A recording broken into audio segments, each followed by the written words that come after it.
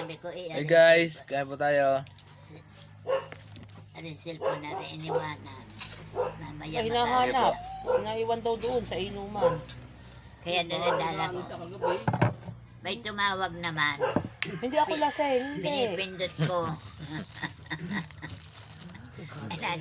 Kaya hawak-hawak ko na yon. Ay, inano ko lang. Kaya ako hindi pa nalabas. At tinakluban ko yung karne. Yung pinunan niya. Alam po natin na yung Hindi binalik yung taklo. chicken.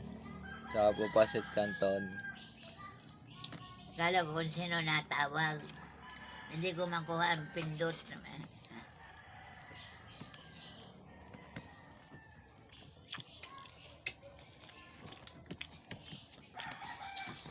Yun na tawag kagabi. Ang tawag ng husband.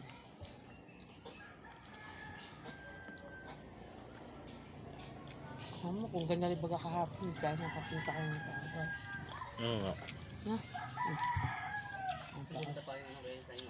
Ang lakas ng ulan kahapon ay. Ayan yun. Pinipag ako. Nakapunta kayo sa inyo ninang? Diyan? Kanta? Nagmano ka? Kung hindi na magmamano doon.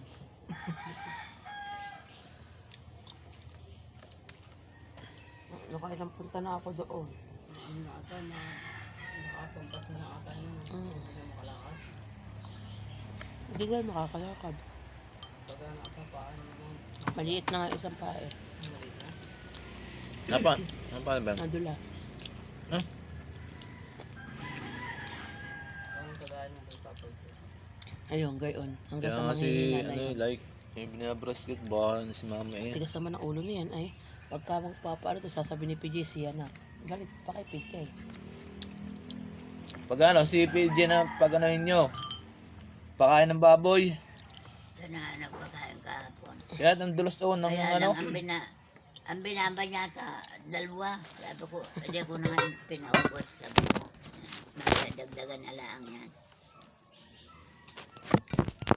Tinat ko nga si Tutoy ka gabi. Sabi siya na magpakain.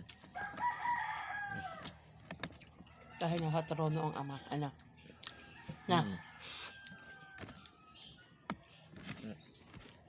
Lagyan mong yan yung... Busy ako kahapon eh. Ay, kasi ba, nasa trono ah. Busy ako kahapon. ba. Lagyan mo ng kuwan yun, at nagapang na yung patulay, ang palaya. Kumaga ng seet, meron niya din yung mga seet.